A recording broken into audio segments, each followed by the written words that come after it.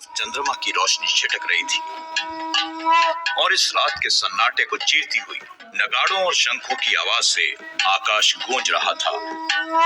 एक गांव में जोर जोर से मंत्र पढ़ने की आवाज आ रही थी। ये आवाज नगाड़ों की आवाजों से भी काफी ऊंची थी। काली काली कंकाली दोनों हाथ बजावे ताली, जा बैठी पीपल की डाली, चावे पान पीक मारी, वीर और लौंग हुए अगवानी, इनके बीच कौन चलेगी कालिका रानी। 56 कलवे 52 वीर, एक नहार सिंह पांचों पीर, इनके बीच कौन चलेगी मरघट की मसानी। मध्य प्रदेश के चंदेरी गांव के कुलदेवी के मंदिर के बाहर एक तांत्रिक हवन कुंड में आहुति दे रहा था। वो चंदेरी जो अपनी भव्य धरोहर और कपड़ों के लिए जाना जाता है, वहाँ का एक दृश्य काफी डरावना और दिल दहलाने वाला था। जितनी बार भी तांत्रिक आहुति देता, इस मंत्र को ऊंची आवाज में बोलता, इनके बीच कौन चलेगी मरघट की मसानी। इस तांत्रिक का नाम था बाबा त्रिलोकीनाथ। त्रिलोकीनाथ तांत्रिक दिखने में लंबा चौड़ा शरीर, घने बाल, चेहरे पर बड़ी हुई दाढ़ी और बदन में लगी भभूत। उसने गले में रुंड मालाएं पहनी हुई थी। त्रिलोकीनाथ बार बार हवन कुंड में खून और राख की आहुति देता जा रहा था। उस हवन कुंड के पास खोपड़ियां पड़ी हुई थी और खून से भरे ग्लास पड़े हुए थे। वो इस पूजा में अकेला नहीं, बल्कि उसके कुछ शिष्य भी काले कपड़ों में बैठे हुए थे, जो त्रिलोकीनाथ के साथ आहुति दे रहे थे। त्रिलोकीनाथ ने अपने एक आदमी को इशारा किया, ले आओ उसे साहू। जी बाबा। साहू त्रिलोकीनाथ के सामने एक औरत को खींचते हुए ले आया और उसे बाबा त्रिलोकीनाथ के सामने धकेल दिया। तो वो डायन इस कमला के शरीर में है। जी बाबा, इस डायन ने सबको परेशान किया हुआ है। बाबा, मुझ में कोई डायन नहीं है, मुझे जाने दीजिए। मैं चंदेरी से दूर चली जाऊंगी, आपको और इस गांव को परेशान नहीं होने दूंगी। तू झूठ बोल रही है कमला, तेरे अंदर वो डायन है।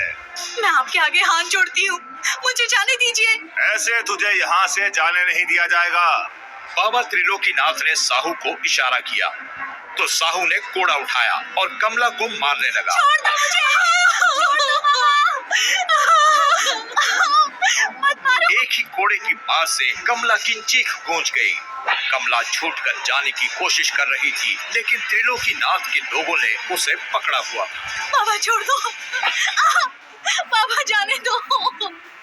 मेरे अंदर कोई डायन नहीं है बाबा, मुझे जाने दो। साहू कमला को कोड़े मारता ही जा रहा था। कमला की चीखों को पूरा चंदेरी गांव और उसके लोग सुन रहे थे, जो वहां कुलदेवी के मंदिर के बाहर जमा हो चुके थे। सब लोग डरे सहमे हुए इस प्रक्रिया को देख रहे थे। चंदेरी गांव हमेशा से भूत प्रेत और डायनों की प्रेजेंस को मानता आया है। 56 कलवे 52 वीर, एक नहार सिंह पांचों पीर, इनके बीच कौन चलेगी मरघट की मसानी। वो राख और खून को आग में फेंकता और ये मंत्र पढ़ता। कमला के बदन से खून निकलने लगा था। उसकी आंखें अब बंद होने लग गई तो अचानक त्रिलोकीनाथ ने रुकने का इशारा किया। त्रिलोकीनाथ कमला के पास गया और उसके बाल कसकर पकड़ लिए। बोल डायन, अब तू कमला के शरीर से जाएगी या नहीं? नहीं बाबा। बोल दुष्टा, तू कमला के शरीर को छोड़ेगी या नहीं? ये ऐसे नहीं मानेगी, इसे आग में धकेल दीजिए। क्या इसे आग में चलकर परीक्षा देनी चाहिए? चंदेरी गांव के लोग इस अंधविश्वास को सच मानते हुए चुपचाप खड़े तमाशा देखते रहे। फिर सभी एक आवाज में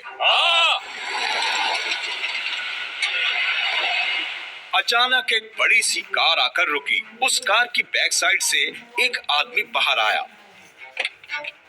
इस आदमी का नाम था सूरजभान सिंह। सूरजभान ने सफेद रंग के धोती कुर्ता पहने थे। गेरुआ रंग, लंबा कद, तीखे और खतरनाक चेहरे का मालिक, चंदेरी का एक खूंखार जमींदार। सूरजभान को देखते ही सब लोगों में सन्नाटा छा गया। सभी लोग उसके आगे अपना सिर झुकाने लग गए। इस डायन को अब जाना ही होगा बाबा। क्यों मेरे प्यारे लोगों? तो कमला को अब अंगारों पर लौटना होगा, तभी चंदेरी को इस खतरनाक डायन से मुक्ति मिलेगी। नगाड़े बजाए जाए।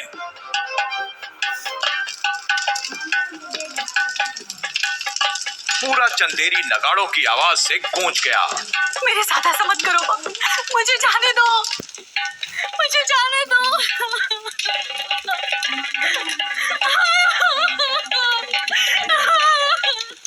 किसी ने कमला की कोई बात नहीं सुनी। साहू ने कमला को पकड़ा और वहीं कोयलों के अंगारों पर धकेल दिया। कमला का पूरा बदन आग से जलने लगा। उसकी चीखें बुरी तरह से गूंज गई।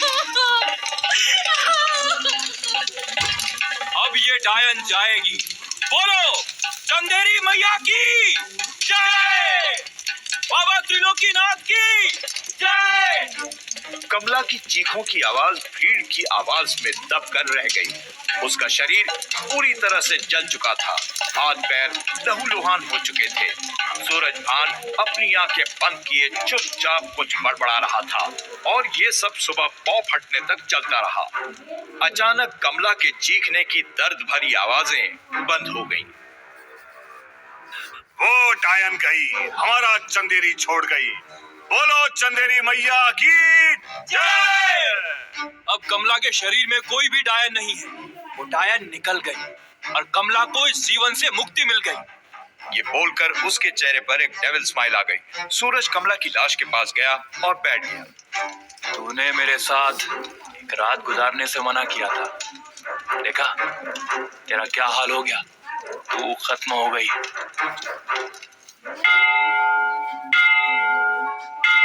सूरजभान मंदिर के अंदर जाकर कुलदेवी के दर्शन करने लग गया। चंदेरी मैया की मूर्ति पर उसने फूलों की बारिश की और फिर आरती करके बाहर आ गया। अब आप सब लोग अपने अपने कामों पर लगिए।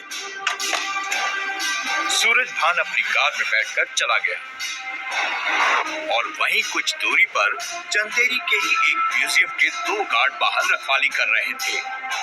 म्यूजियम की सफाई करने वाले 2 एम्प्लॉइज ने अंदर कदम रखा और अचानक उन दोनों में से सुधा जोर से चिल्लाई, चोरी हो गई, मूर्ति गायब हो गई है। 3 करोड़ की मूर्ति यहाँ नहीं है। रमेश के चेहरे का रंग उड़ गया।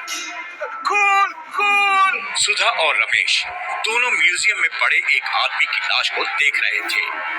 3 करोड़ की मूर्ति ऐसे अचानक म्यूजियम से गायब होने का आखिर क्या राज था? क्या म्यूजियम में पड़ी लाश का इस चोरी से कोई संबंध था?